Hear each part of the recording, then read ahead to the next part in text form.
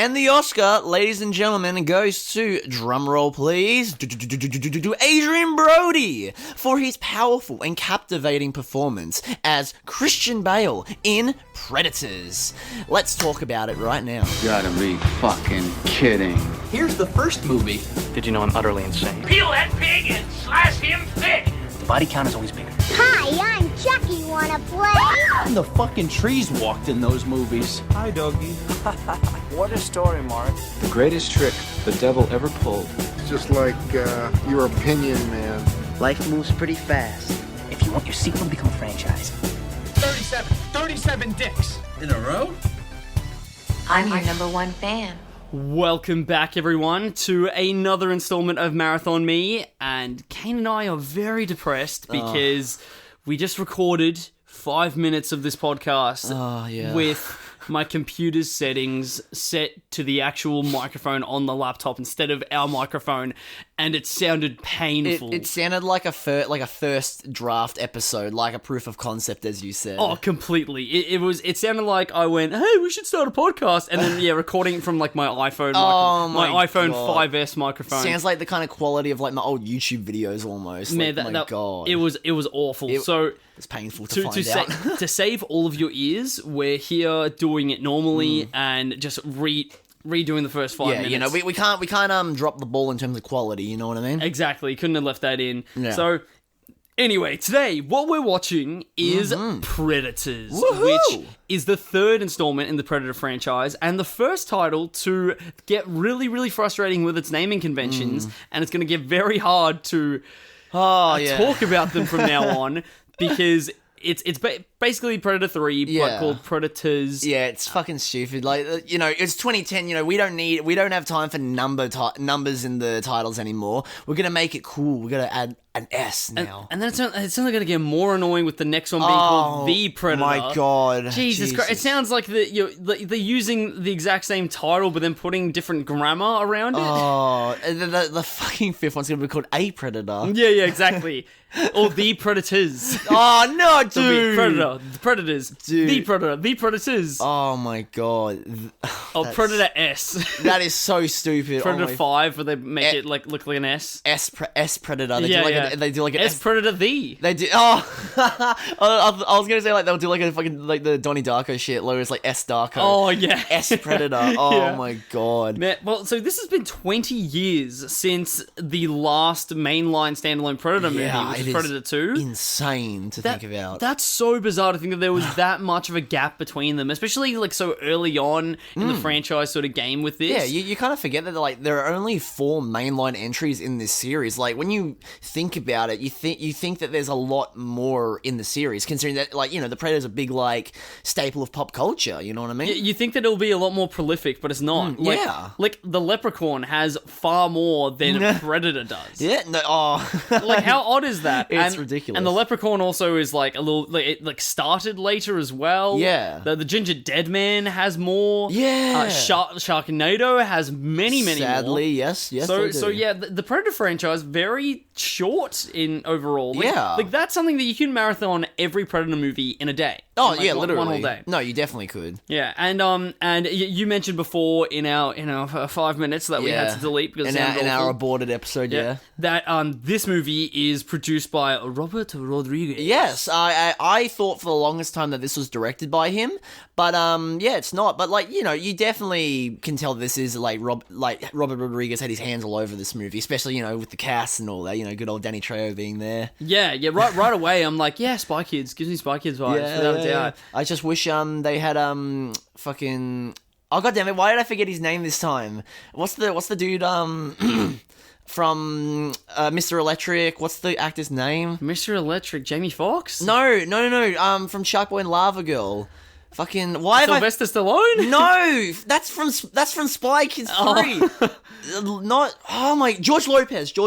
Oh, okay. Yes. I literally remembered his name in the forgotten episode, and now I forgot it. Damn. I am an idiot. But yeah, no, I wish they had George Lopez fighting the Predators. He could handle it, I reckon. Well, it's not directed by Robert Rodriguez because it's directed by a guy named Nimrod Antal, and he's not really known for much else other than a couple of Metallica documentaries and directing a couple of episodes of Stranger Things in the most recent season. Yes. See, I knew when I was watching those episodes, I was like, I know that name somewhere. I was like, this very much feels like Predators right now. Oh my god, bro, Predators moment. This feels like those Metallica documentaries that I've watched. I mean, there is a Metallica song in one of the new Stranger Things episodes. Maybe it is.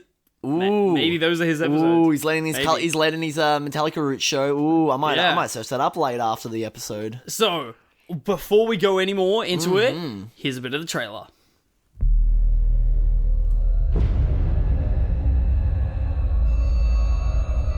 What's the last thing you remembered? All of a sudden there was a light, and then I was falling.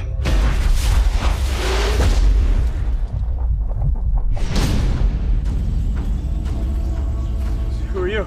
I was supposed to be executed 2 days ago. And I was in combat. So was I. Black Ops. Yakuza. We need to work as a team. Does this look like a team-orientated group of individuals to you?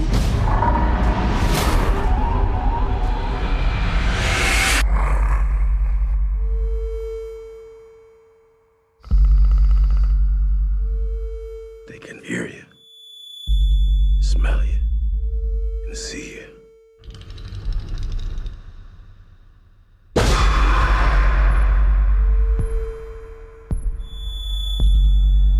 We were chosen. Chosen for what? This planet is a game preserve. And we're the game.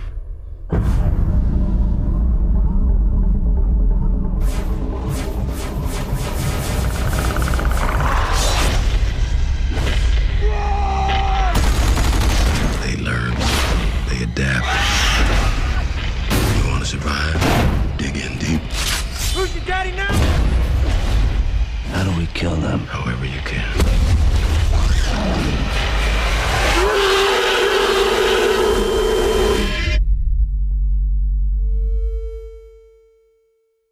Holy shit, that made me want to watch Predators again. Yeah, dude, that trailer gave me goosebumps, not gonna lie. That was great. That set up the suspense really well. I know. It didn't show you. I think that showed you less of the Predators than like the Predator, the first initial Predator That trailer. is insane, bro. What the fuck were they? Holy shit. Dude, what were they smoking back in 2010, bro? Like, Man, what the fuck? Imagine being a Predator diehard, not having any Predator movie that's like standalone for 20 years, and then this trailer just dropping. Oh my god! And Holy it's like, God. oh, they're taking this shit seriously now. Oh my god, and it looks scary. Oh my god, that's crazy. And honestly, I've got to say, I really enjoyed this movie. Yeah, no, I completely agree. A very fun time. Which is funny because I was actually really worried going into this film. I thought this movie was gonna suck. Honestly, I thought it was gonna be like just a joyless fucking action kind of shit. Like with, and you know, because Arnold's not in it, you wouldn't have that like kind of goofy 80s Arnold charm. So I thought it was just gonna be like just a soulless fucking action horror, but a lot of fun. I thought that it was going to take itself so seriously. Yes, that's what I was also worried about. And also forgettable. I thought it was going to be so forgettable. Yeah. And I thought it was going to be all in like grayscale, like just super fucking dark. Yeah. Like not well lit at all, and just boring.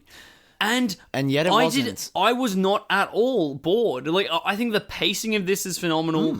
I think that I think it looks gorgeous. Like man, watching this in our living room on Blu-ray was great. It was like it looked so nice. There's a lot of great shots in this movie as well. Oh my god, yes. It's just like this movie had no reason to go as hard as it did, you know what I mean? Like fucking hell. And history is fair with this in the way of like it not being so like based into our pop culture that I didn't know where the film was going to take me. And even though that I sort of had like inklings of where it was going to go, it like the start, you are very alienated. Oh like, yeah, the audience is as alienated as the people in this. Yeah. So let's start it off. So before anything happens, we seriously get like 30 seconds of Adrian Brody falling from the sky, being dropped by the bus, by the Fortnite bus. Yeah, by fucking Fortnite Ninja, Yeah, exactly. Fortnite Ninja drops him off. Yeah. And he's falling through the sky, landing somewhere that you've no idea where he is. He doesn't know where he is. And then he lands into a jungle, looks around him, and then title card. That it just really just hooks you in right away. Yes, yeah. insane. Like, so what good. a way to open a movie, honestly. I know. Like, I freaking know. But like in a way, it doesn't like because like I think Predator 2, they try to do it like with the whole like throwing you in, but like that felt just so jarring. With this, it's like more so gets you curious. It's like, whoa, what's going on here? Kind of meme. It threw you in, and everything had weight, and it was the perfect balance of I don't know what's happening, but I want to know more. Yeah. Where that's the thing with Predator 2, you're like, I don't know what's happening, and I need a Valium to understand, just to be put down on a level where I can understand. My senses have been assaulted. Please, can you calm down for a second? I'm too overwhelmed. I can't think anymore. Oh my god, dude. Oh. Also, can I just say, how weird is it that they got Adrian Brody to be a fucking action hero in this movie? Oh my god, so strange. Like, he's a leading man, but like, he's known for mostly like dramas, and even King Kong. He was in King Kong, but he wasn't like an action hero. He was the love interest in that movie. He's known for a lot of things, and he is a lot of things, but action hero, I would not say is one of them. No, but although he is quite fun in this movie. I think he's serviceable in this. But it is because he is, as you said, as you open the episode with, he is playing a different actor. He's literally just channeling Christian Bale, bro, honestly. Yeah, like this is not, I feel like this isn't his performance. No. Like, he is performing as someone else. Yeah. And I think in the 5 minutes that got cut out, you were saying that, like, Terminator the Salvation came out only a few years apart came from out this. a year before in 2009. And then Predators was 2010.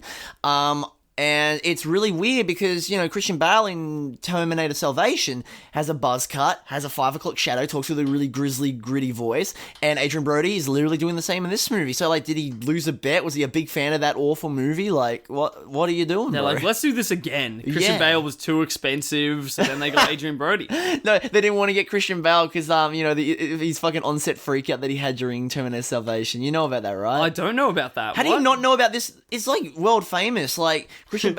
It's a world famous. Well, I mean, like, it's very meme. People still meme about it every now and again, but, like, basically, Christian Bale someone walked into the set. I think, like, someone walked into his line of sight during a scene, and he, like, just fucking lost his shit at them. It's like, there's a video of it on YouTube of, like, the voice clips and all that. My god. How have you not heard this? Or at least bits and pieces of it? I just haven't. How did you not even know that this happened? I don't know, man. Wow. I'm surprised. Oh well, anyway, he's not in this movie. Yeah, well, he's not in this movie. When we do Terminator Salvation, we can talk all about this freak out. yes. So Adrian Brody will never freak out. Man, He's a good boy. After the credit, the opening credit sequence, we have then a slow introduction of all of our characters, and oh my god, the ensemble of this cast. Yeah, bro, this is stacked, man. Danny Trejo, Mahershala Ali. I did not know Mahershala Ali was in this. Oh, because like.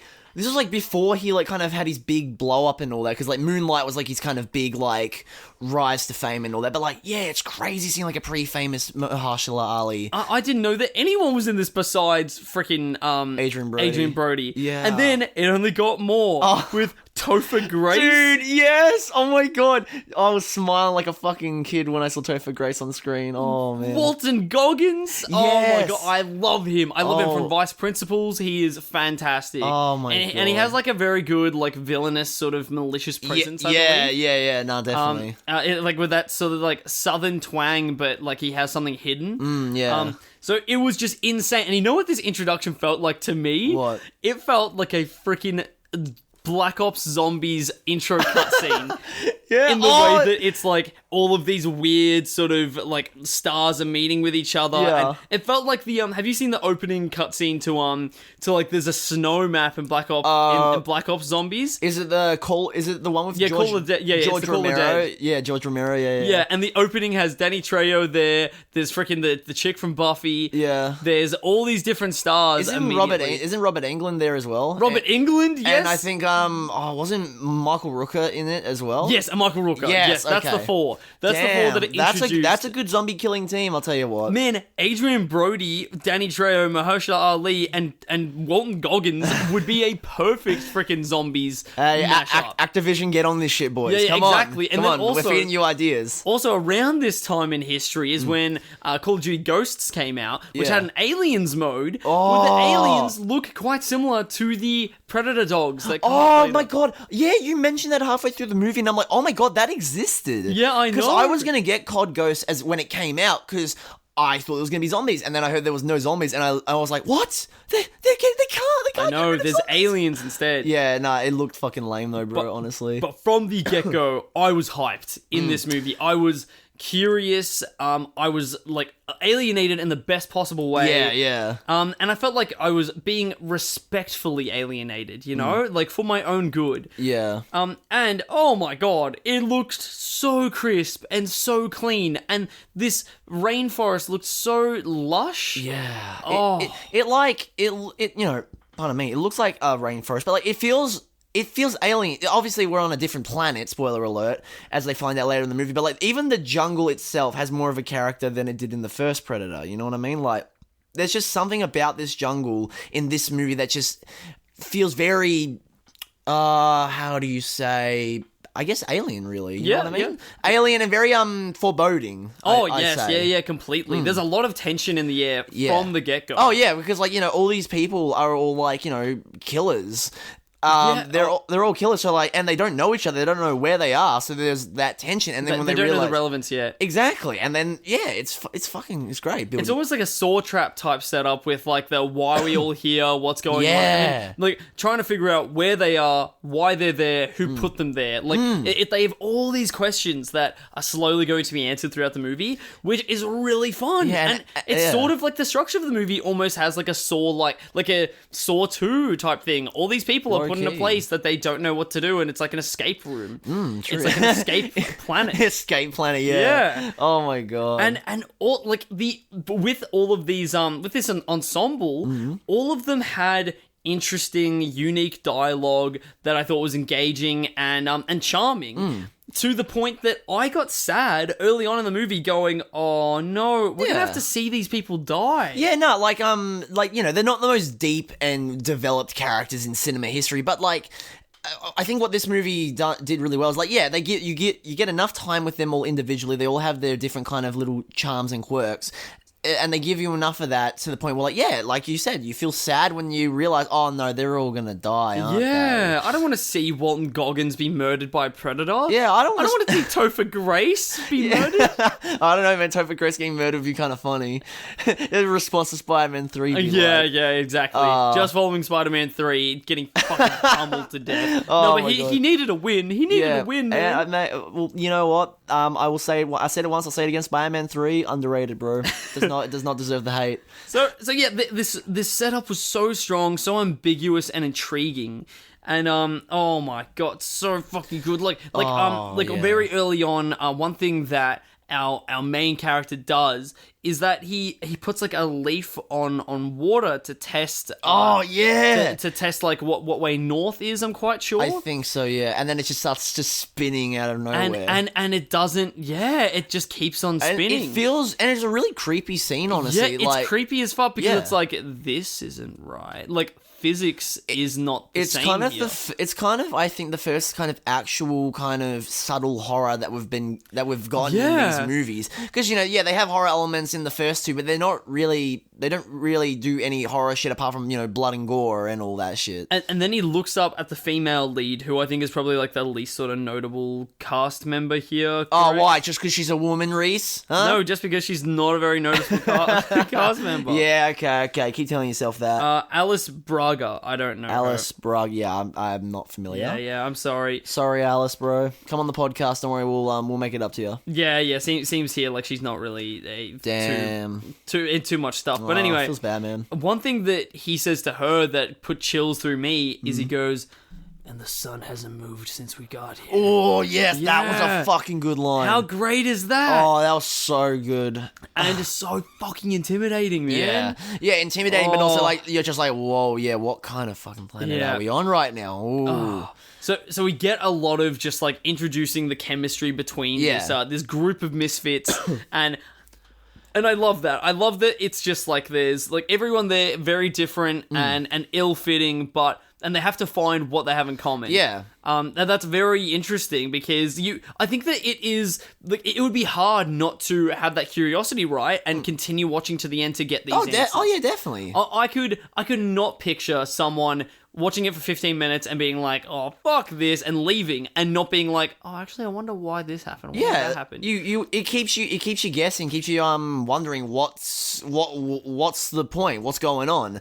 And first big answer that we get is when they're all walking through this jungle together, and then they get to a little cliff, like a little ledge, and they look up into the sky. Yes, dude! To see these cosmic planets all around them. Oh my god. And the moment that they see it, they all realize together that they're not on Earth. You get like a sense of almost megalophobia, like seeing that shot, because at least I felt that, like, because like, you know, seeing ginormous cosmic size shit, you know, that put like a pit in my stomach seeing that, and like, you know, I can imagine that the characters would feel that. However, they do kind of brush. There is an issue. They do kind of brush off the fact that they're on a different planet. Oh yeah, they don't really freak out. They're more just like, wow. Yeah, they're just like, and then let's keep on getting out. And then they're just like, well, we got to find a way off this place. Yeah, all right, let's just keep on trekking, boys. Maybe it's like, I've got to try and think that at this point,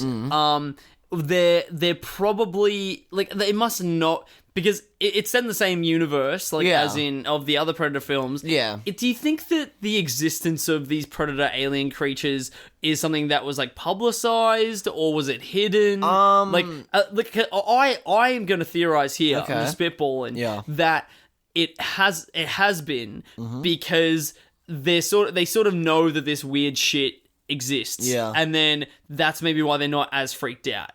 But that's just to try and be devil's advocate. Maybe. But still, I would be pretty freaked out, even if I knew that there were other planets out there and that aliens existed, to be on one of these planets. Yeah, like, that's the last place that and you'd think, want to... why am I here? That's the last place you'd want to wake up, you know? I would think, I hate those mornings when I wake up on a different planet. Oh, man, you know, like, I went out for some drinks last night, woke up on fucking Venus, bro. Like, wouldn't you get extremely existential and also like, I'm never going to see my family or friends again? Because I would just not... I wouldn't know how to get off of a planet and go anywhere from Earth. Like, I'd freak out. I'd break down, honestly. Yeah, there was no breakdown. There was like, wow. And it had a lot of weight, and then they're like, okay, moving on now. All right, let's keep going. Yeah. But this shot looks amazing. Oh my god, yeah. It just was so crisp. It was so, like, the colors were so intensely gratifying. Like, it's just very nice that, like, we actually finally got a movie in this fucking series with, like, actual, like, good shot variety. Yeah. Because, like, you know, the other two Predator movies, they're shot they're, like, standardly shot, you know what I mean? And I was so excited to explore space in this universe, you know? Yeah. Like, very, very cool. It gave an explanation a little bit of, like, why this planet looks, or why the environment looks so foreign. Yeah. So cool. Yeah, it's so well done. And then, also called... Oh, dude, and like speaking of like pit in your stomach kind of moments, like when they keep trekking, they find like the cages, when they actually kind of find out that this is like a hunting ground.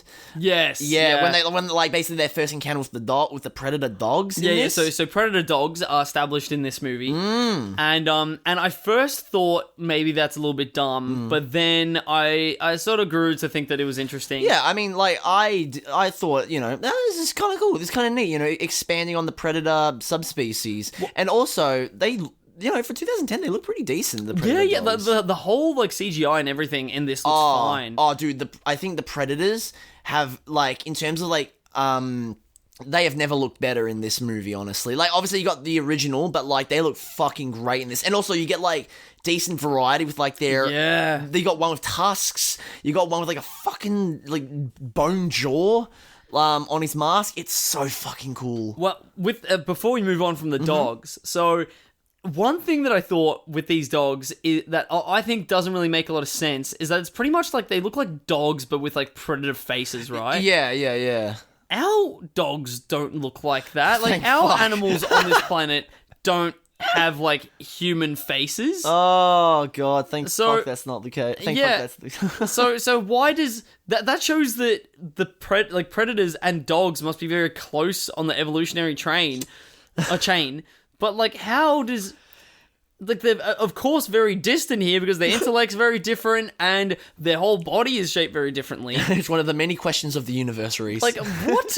So that's a bit weird. I want to know this evolutionary like aliens. The alien explains the evolutionary track of of their species. Yeah. This, no, we don't even get any explanation Yeah. for how a dog will turned into a predator, how a predator turned into a predator dog. Give it a while, maybe we'll get a Prometheus Alien Covenant style movie where we find the origins of the predator. Maybe. The origins of the Yautja. Yes, yeah. Maybe that's just what we need to explain all these things. Get Ridley Scott to make a really good one and then make a shitty follow-up. Yeah. And yeah, we do see very early on the actual predators. Oh yeah, fucking hell. And their faces. And I thought there would be reoccurring anticipation throughout the series. I thought for the face reveal, there was going to be like a Jason Voorhees thing. Yeah, where they do it at the end, like during the climax of the movie. Yeah, exactly. It's something that you're almost looking forward to at the end of every one. Like, what are they going to look like? But no, the face. I think that you see a predator face before you see one wearing a helmet. Oh yeah, because like one of them's all strung up and all. Yeah, that, that's like the first predator like that we see. the beta male or some shit. Yeah, and you see his face, and it's like, oh, okay, they're not doing the build up. Okay, that's kind of shit. But it's okay because it sort of more like normalizes them here, which because that isn't the real sort of big reveal scary thing, right? Is that what we're supposed to be afraid of here is, oh my god, there's not just one of them. Yeah, there's a predator, plural. Yeah. Oh, that's there's a plural. Predators. Oh no! If you didn't already get that by the fucking title, then. Oh my god! Then I don't know what to tell you. Yeah. Oh bloody hell, man! Jesus Christ! How? This was very cool though. Finding that the predator sort of camp. Yes. Oh my god. And this as well. The planet that they're on. It isn't their home planet, right? No, it's just like a planet that they're using for hunting grounds. Yeah, they use it as a game reserve basically, as they stay as they stay in the movie. Oh, so cool. Which is it's such an interesting fucking thing, you know. Oh my god. In their hunting grounds, I just have an image of just like predators like in Foxcatcher uniforms riding horses. Yeah, with a fucking shotgun, just like you're like, come here, boy. Oh my god. It's so it's that's the concept of the film, right? That I think you touched on earlier is that this group of people seem to be chosen for their different their fearsome aspects. So there's like soldiers. There's someone from the Yakuza there. There is what other like sort of killers? You got like a dude on death row. Yeah, dude on death row for murdering people. Yeah, for murder. And then Topher Grace is just there for Spider-Man 3 and leaving that 70s show too early. Well, he's there as a medic to sort of give them support, right? Because he's a doctor. Yeah. Yeah, just to give them a little bit more. Like, they have their weird sort of Bryan Cranston and blue meth to. No fucking what's it called? Topher Grace actually he was an abortion doctor. And they sent him there because he's got a bit of a body count himself. Oh god, we're mentioning abortion far too much in Predator podcast. Mate, it's a fucking. It's coming up. It's just coming up. What can we say? It's a tumultuous time. You know what I mean? Very relevant. I will say. Yeah, it's just in our minds because of the relevancy. Of it. Exactly. But anyways, enough about that stuff. We already get a couple of people dying quite early on. Yeah. So Danny Trejo I think is the first one to die. Yes, and dude, it's fucking creepy as shit, the way his death's played out. Because, he's already dead, but you see him, on his knees and screaming, help me, and they realize it's a trap.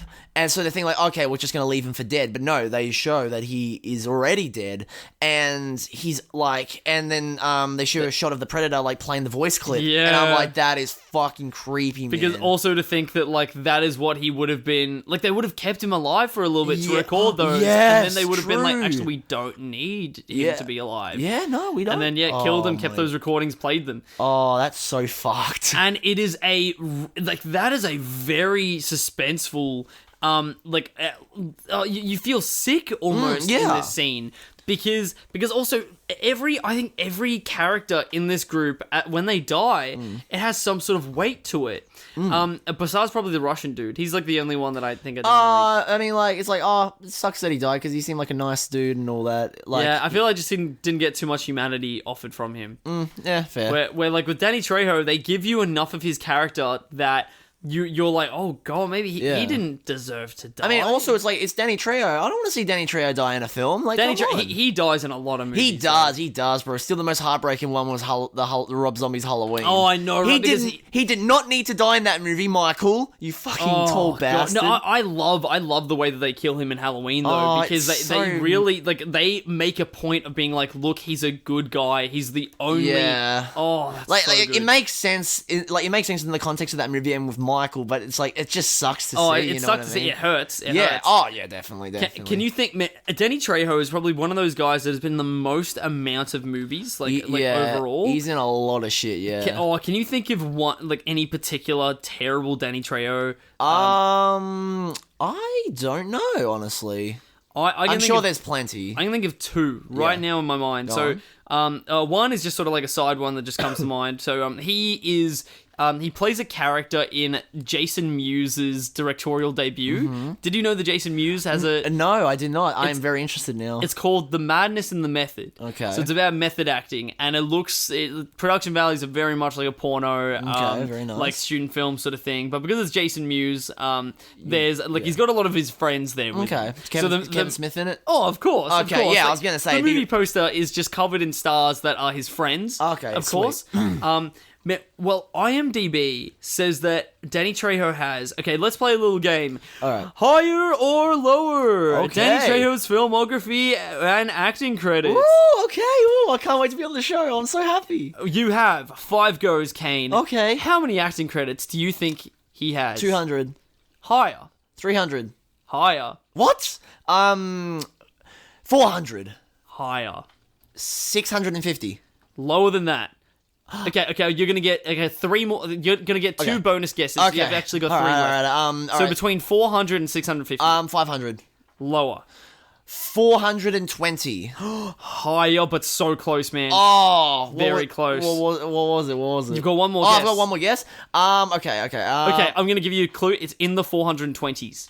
425. Yes, let's you go. Got it. First try. Let's go. You win. I win your respect and admiration. You get to keep the Pirates of the Caribbean soundtrack that I gave you. Yes, let's fucking 3 go. episodes ago. Let's fucking go, boys. But yeah, 425. That is insane. You know what let's try and remember this. Next podcast that we do with Danny Trejo in the movie, because there will be one coming up because he's in fucking apparently everything. Yeah. Let's check then, and in 6 months, let's see if it's gone up to like 435. Yes, let's see if there's a bit of Danny Trejo inflation. Let's go. Yeah, because obviously, like here, already for 2022, he has about here almost... Oh my god, Machete Kills in Space apparently is what? A movie. Yeah. No! I'm not even You're kidding. serious? Which means that the Machete franchise coming. Oh, great. But already for 2022, there's like 1, 2, 3, 4, 5, 6, 7, 8, 9, 10, 11, 12. 12 in 2022. Wow, one for each month. Yes, yeah, the 12 months of Trejo. That is insane. So 425, we'll remember that and bring that to next time where we do hell yeah. guess it, and you only get 3 guesses next time. Okay, alright, sweet. Guess your Danny Trejo credits. Ooh, alright, thank you. Yeah. Thank you for enjoying this segment. Now back to your regularly scheduled content. Yes, exactly. And we'll be right back. And welcome back to your regularly scheduled content, boys and girls. Anyways, Reese, what was the other Danny Trejo movie that you wanted to bring up that was really shit? Oh yeah, of course, I totally forgot. He makes a cameo appearance in, he's like a reoccurring character in the newest American Pie Presents film. Wait, what? Yeah, how there's an all-female American Pie film, American Pie Girls Rules. Yeah. He plays the janitor, and it is hilarious how much he is stuffed in here. Because he's probably in around 5 or 6 scenes in the movie. So that he's put on the movie poster to be like, look, Danny Trejo's in this. Ooh. And I think in only one of those scenes, he interacts with another cast member. I think in everything else, it's just him. And it is hilarious how he would have been there for one day just so they can put him in the credits, and then also like, he can get a payday out of it. I mean, I'm sure. Hopefully he had fun. I guess the movie ends at like a prom dance sort of thing, of course. Yeah. And there's an insert shot of him coming onto stage and doing a little dance. Oh. And there's no one around him because you can see that it was shot on a totally different day on a different set. Fucking love and that. they just insert it there to be like, "You look, Danny Trejo's still here." He's like, "Hey, Danny, you want to be in our movie?" He's like, "Yeah, okay." Yeah, exactly. Yeah, okay. All right, sure. May as well. Maybe like I wonder if he is. I feel like Danny Trejo though would be the sort of guy that he's doing it because he loves cinema and loves media. I could definitely see that. I get the vibe from him whenever I see him in a film. I love those American Pie movies. I could totally picture him doing that, and then he would be in another one. That's Steve Stifler. He's fucking hilarious. I love that Stifler dude. I love him. Oh, I could totally see that. Oh my god, yeah, no, honestly. For this movie, for Predators, he probably only had to be on set for like a week. Yeah, probably. I reckon because like he's the first one to die. He probably just wants to get the credits. Maybe he's seriously just thinking to himself, I want to be in as much shit as I can before I die. Hey, man's living life, bro. He's living his best life. He's like, when I hit 500 on my IMDb, I'm leaving. I'm fucking dying. Yeah, I'm dying. Oh no, my God. he'll just retire and he'll just live many, many years in his mansion. Hell yeah. Dude, imagine the amount of fucking money that that man has from that. The man's got to be loaded, obviously. Well, because when you think about it, if each role would give him like $2.5 grand, which is a very small amount of money, then he's made $1 million. That's fucked. And usually, insane. I reckon like $1 million is it would have gotten far more than this. I'm just really understating it. That is a lot of money for freaking like a big understatement. Yeah. Anyway. Anyways. I've got all these numbers going through my head. I really like numbers. So I'm doing all these calculations. Fucking Like maybe what if he made $5,500 for each performance on an average you've lost me, price mate. index of this and the economy increasing at this rate. So anyway. Anyways, enough of this mathematics and Danny Trejo shit. Walton Goggins sort of increases his entertainment value, but sort of loses sympathy when he says this exact quote. He goes, "When I go back to Earth, I'm gonna do so much cocaine and rape so many fine bitches." Oh my god, yeah. This is an actual line from this character. It caught me so off guard. I know. I nearly choked my fucking drink while watching that. This is after the dog sequence, and they're all very. I think is it after they like go through all the waterfalls and stuff. Maybe, or I don't know. Actually, I can't remember the timeline exactly of this film. No, me neither. But yeah. So he says that, and from that point forward, he's probably not the favorite character. Yeah, he's not exactly one to sympathize with and all that. I thought right away when that happened, I thought, well, he's gonna die soon because they just wanted to ease the blow for us a little bit. I was thinking like, at least he's a rapist. I was thinking like, he's gonna die, or he's gonna turn out to be the villain, or something, or he's gonna be like a secondary villain or some shit. The freaking casual tone of him letting this line go. Very, very odd. Fucking hysterical. Yeah, I'm just like, what? Yeah, oh my god. Nah, very funny though. Very soon after this, we have a whole new cast member join. Oh yeah, good old Lawrence Fishburne. Yes. Who I completely forgot was in this fucking movie. I know, and honestly, probably weakest part of the entire movie is when Lawrence Fishburne is there. It's it does kind of come to a bit of a slower pace and all that, and you kind of start to lose a bit of interest. It feels like a side quest in the entire film. Yeah, honestly, a little bit, yeah. Like, of course, he's serving that character to be the person who is already pre-established in this environment to answer questions. He's an exposition tool. Yeah, no, true. And then he also shows that he's gone sort of crazy by being on the planet for so long. So anyway, his character is that he was put in the same situation as they were, and he was sent here to be hunted, and he won though. He won and escaped, and was able to hide. And now he's adapted and all that. And now he's adapted to the planet, knows how to live there, and he's sort of like, he's a survivor on this planet. Yeah. And he's also gone mad from that, which is very easy to sort of see that happening. Yeah, it's very fair enough. So then he explains that it's a thing that seems to reoccur, and then that also the predators seem to adapt as well. Yeah, they come back. He mentions that they like come back. They'll kind of study like how these people on the planet react, so then they can come back and like more prepared and more like well trained and all that. Yeah, and I think it's a fascinating concept, but of course the whole exposition tool. It's not that the most interesting way of delivering such information. It's not, and I sort of just didn't really care when he turned. Yeah, I forgot. I actually kind of forgot that happened. I was like, oh yeah, he's evil. Oh wow. Because I'm not really a big Lawrence Fishburne guy. Really? Yeah, I'm not really. I think that because a lot of his characters, especially like Morpheus... exposition machine. Exposition tools that also are very sort of like... very monotone. And very... Like I see what you mean. One performance that I do really like that this movie made me want to rewatch this series. If I had a time, I totally would. Yeah. Is freaking Hannibal. Oh, see, I could never get into Hannibal, honestly. Hannibal was a slow burn show that I watched the first season and was sort of like, oh yeah, whatever.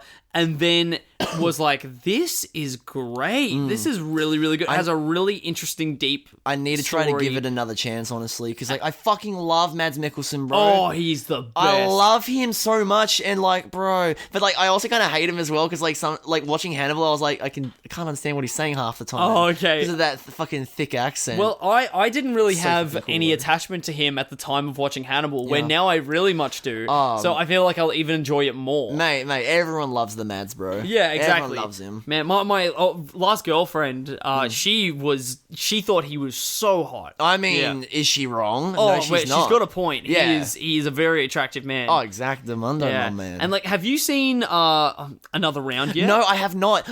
I'm so fucking upset. I actually need to watch that movie. Talking about Mads Mikkelsen literally just brought that shit up in my head. I need to watch Another Round so bad. One of the best movies of that year, like without a doubt. Because that was like a 2020 movie. Yeah, it was a 2020 release. And yeah, fantastic. Yeah. Could I also just say, speaking of Mads, you know how Reese, are you excited to watch Fantastic Beasts 3: The Crimes of Grindelwald, starring Mads Mikkelsen, who replaced Johnny Depp? Do you care? Do you care? Because no one seems to. The movie fucking bombed. Good. It's already out on Blu-ray and DVD at work. Yeah.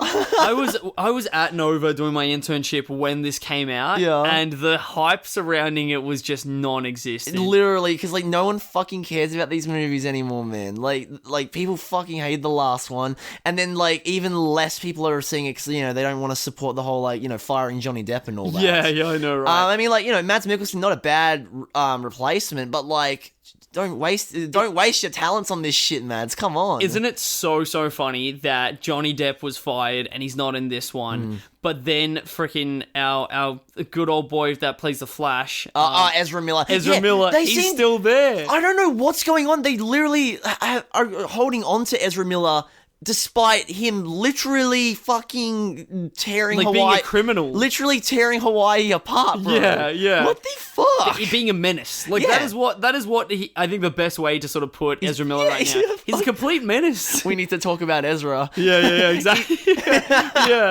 He's just filming We Need to Talk About Kevin Part 2. Yeah, exactly. He's really getting into the role. He's just going to be too method for that. Oh, yeah, definitely. Oh, so this Lawrence Fishburne side quest just sort of ends with him dying, and it just was worst part of the movie. I was almost like sort of out of it at that point. I was starting to get a bit sleepy. I was very tired that day.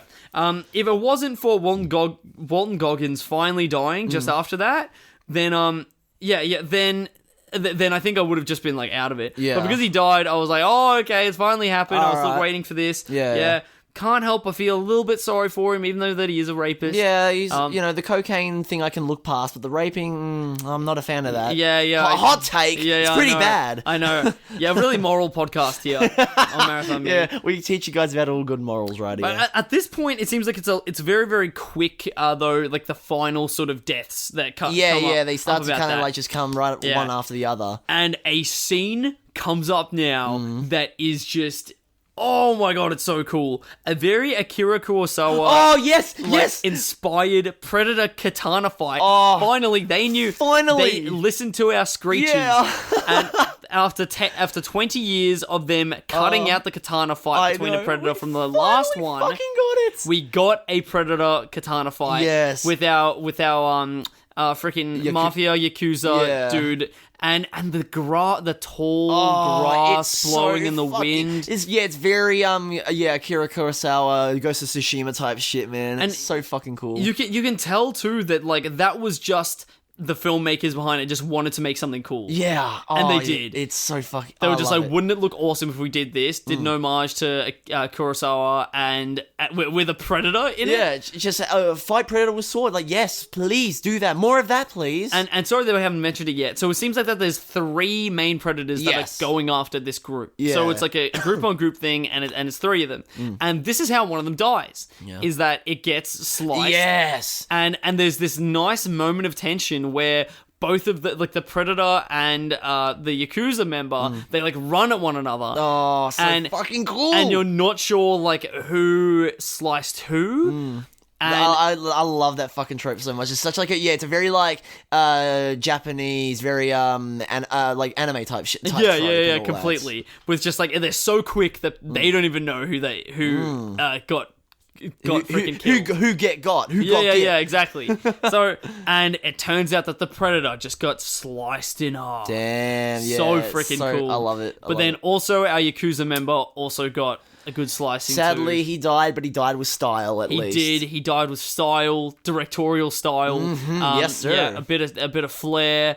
And really embracing his roots. Cinematic roots. Oh my god, so fucking cool. Oh, and then there were 3. Oh yes, good old Adrian Brody, Topher Grace, and the girl. Yeah. I know, right? Oh. And then our twist occurs. Oh my god, this is so fucking not dumb, it's just silly. It is very silly at this point because Adrian Brody is like, I'm gonna go find the ship. Yeah. We're gonna go get off this planet, and like leaves to go like think that he can fly a spaceship. Yeah, well no, he basically ditches them and all, like, cause Topher Grace, ditches them. Yeah, he injures his leg and all that, and he's like, alright, no, fuck this shit, I'm out. So then Topher and the girl are in a hole somewhere, just chilling out, and then Topher thinks this is the perfect time to poison our female lead, and reveal that he, the whole time, was an incel. Yeah. Yeah, he's like, everyone... What did he say again? He was like, everyone on Earth is weak or some shit. I can be here. I'm with the big boys, the Sigmas. I think that his whole motivation was, up here I'm special. Oh, yeah. On Earth, I'm just a milk toast man. So that's where I'm a doctor who I save people's lives. So that's the Redditor in this Predators movie. He's the Redditor of the Predators. Damn, man. Who feels special up there. Oh my god. But what I don't get about that is what is the point then of killing her? Yeah, what's the point of killing these people? If you feel special, wouldn't you want to so it doesn't increase his level of survival. No, it by doesn't. killing anyone, killing any of the humans. And then wouldn't you more want to go out in a blaze of glory, dying out of honor and being like, I'm dying feeling special? Here, I guess that they just like, maybe they want to just fit one more big twist. Maybe, thing. Because one thing that consistently happens throughout this film, which is why the pacing I think is quite good, is that there's reveals. Yeah. And then when you think that every reveal has been given, then there's one more. There's one more, baby, and that's that Topher Grace is. There's no lead in though. They don't hint at it at all that Topher Grace is a fucking maniac. Yeah, they don't. They don't. He just seems like a normal, well-adjusted guy, and then it's like, oh wait, hang on, I hate the Earth. I'm special up here. I'm special. Like, shut the fuck up. Yeah. Like, bro, Eric Foreman kind of fell off, man. Oh my god. Yeah, I freaking love the weird roles though that Topher Grace, like how he's typecast in this like sort of like 2010s, late 2000s period to be typecast as like quietly malicious characters. Yeah, you've got Eddie Brock. Oh my God. Who is Venom? Yeah. And then you've got this dude. Yeah. And then you've got the freaking Grand Wizard. Oh yeah, Got the Grand Wizard and Black Klansman. I keep forgetting that he was in Black Klansman. Oh, fuck, I need to watch that actually. Oh, that is great. I need to watch that shit. And I just love the. I really like how they chose Topher Grace to be that. It's just very. I quite enjoy just seeing Topher Grace in a film. You know, we need more Topher Grace in this film industry. Yes, I think so. That's why movies ain't been hitting the same recently. You know, we not enough Topher Grace in cinemas. I know. That's why Thor: Love and Thunder apparently is shit. Not enough Topher Grace. Yeah, I have been hearing that a lot of the reviews are saying there's not enough of him. And if there was a little bit more, maybe it would be a 5 out of 5. Close to a 5 out of 5. They have enough time to put in screaming goats in the movie. They put in the screaming goat meme in that movie apparently. But oh, I know. Yeah, I heard about it. I'm like, I don't even know if I want to watch this anymore. This is way too late, Taika. Yeah. What the fuck? It's like I remember Black Panther had the fucking "What are those" meme in it. Oh, that was yeah. like I think like 2 years after the Vine came out. Like the screaming goats meme. That was 2013. Yeah. And this is 2022. Literally. Fucking nearly 10 years, bro. Like, oh, Taika, what are you doing, mate? You're a good director. Why are you doing this? Stop. I mean, again, I haven't seen the movie. Maybe the movie's good apart from that, but like, I don't like hearing that. I'm just like, I'm getting ready to cringe. Looking here through Topher Grace's, like his filmography, seems like that it's either he's a quietly malicious guy or a rom-com dude. Yeah. Which makes sense. Yeah, rom-com definitely. There are like 2 very weird Topher Grace movies that I watched in like on Netflix over the last couple of years. Yeah. One of them is called Take Me Home Tonight, which is like an 80s sort of like Empire Records style thing, but like it came out in 2011. Oh, but it's set. It's like an 80s kind of. It's set in the 80s, okay. and it's really sort of honing in on like the whole everyone loves the 80s now. 80s are cool. Right. But it just it feels very very sort of half baked and almost has like an old school vibe, but without the soul in it. Oh and, shit! And it's one of those movies that when like you'll go, this exists? What? Yeah. And then there's another weird movie called Opening Night from 2016 where he plays a backstage crew member of the opening night of a play. Okay, interesting. And this as well is just like a weird thing that you're like, this exists? Yeah. I'm going to show you this movie poster and you're going to go, what? I've never seen that in my life. I have never even heard of this. What the fuck is this? There's a lot of movies that Topher Grace is in that you just go, that exists? What? This is a horrible looking poster. Terrible movie poster. Awful. Very, very, like, it almost tries to do it tries to, I think, embody the intensity of working at backstage for a play. So it tries to almost make itself look like it's one shot and it's really intense and there's so much going on. So like almost like a Birdman sort of thing. Okay. As well as like I think the Boiling Point also sort of does this. Yes, Like the experiment of this film is to place you around the big personalities and the big characters that surround a stage play. But then again feels like that it just didn't have enough to say surrounding this, it had something that I tried to do, but then forgot to actually be good in the process. Damn, feels bad, Topher. Yeah, I know, and it's just like a really weird, forgotten film. Anyway, so Topher's the baddie. Yeah. He is a baddie. Yeah, he's bad, man. He's bad. He bad AF. But it's okay because in the end, he dies like a fool by dying in an explosion trap that was set off by one of the predators. Sounds like something Eric Foreman would do. Yeah, exactly. Damn. That klutz. That absolute klutz. Oh, goddamn, man. Yeah. Fucking Red Foreman's not going to be happy about that. He's going to get his fucking boot out and start beating the predators with it. You dare fucking hit... You killed my son, you stupid son of a bitch. And then now it's just left up to Adrian Brody to kill the final predator. Yeah, good old... And doesn't he covers himself in mud. He tries to do like the whole mud thing, right? Yeah, he does. Very nice homage to Dutch. I like that there are homages in this film to the first one that isn't too obvious. Yeah, where it's just like subtle and cool, like with the like how they all are like falling down the waterfalls. It's a nice little nod to the first Predator, and it's a nod instead of a wink. Yeah, it doesn't wink at the audience. Yeah, which is something that the next movie is very guilty of. It sure will. But yeah, no, it's very cute. It's like, you know, it's a nice little treat for, you know, like fans of the original. You know what I mean? And to be like, hey, I remember that. Yeah, and Adrian Brody beheads this. Oh fucking my Predator. god, yes, dude. Oh my god. Because like I don't think we've seen a Predator beheading before, so that was very cool to see. We have not, but there are 2 Predator beheadings in this film. Oh yeah, right, yeah. Yeah, that is. Oh my god, so sick. Oh, it's so fucking cool. And it's very, very nice. Them that he wins. Yeah, he wins, beats it all fair and square. But then at that point, like, how are they going to get back to Earth? No idea. Like, they definitely try to, like, I think at the end of this movie, they definitely, like, are trying to sequel bait. Yeah. Because, you know, they see more Fortnite boxes dropping, more loot dropping. Yeah. You know, they're like, it's time to go to Loot Lake. Yeah, you're actually right. That is, like, more loot. But I thought at the time, I was like, is this showing them more people are coming down? Yeah, no, I'm pretty sure it was just loot or whatever. But yeah, we know at the start, we saw that they weren't sent down in boxes. They were just sent down by themselves. Yeah, just chuck them out the bus. Yeah. No, but yeah, they definitely try to do like a bit of sequel baiting with this, and it sucks that we will never get a follow up. That we won't, because this would. I'm glad that I hope that it doesn't go back to a similar thing and trying to rehash this, because I like how it stands as its own. Oh yeah, no, I don't think that we're going to get a follow up to Predators 2010. Yeah. We're never getting that, and you know what? I can live with that. That's fine. I like this being a self-contained movie because overall, this feels narratively, I think, extremely simple. Like it's very very simple. Yeah, it's not the most deepest story ever. Like in the way that it could be a freaking zombies map, and like zombies map, like. Stories can't be complex. Like you have to go around the whole. Like it's like a wave. Like this could have easily been a wave. Oh yeah, thing. literally. Like translate it into a video game without a doubt. Oh, definitely. Yeah, but it is so much fun in the same way that a video game is. Oh fuck yeah.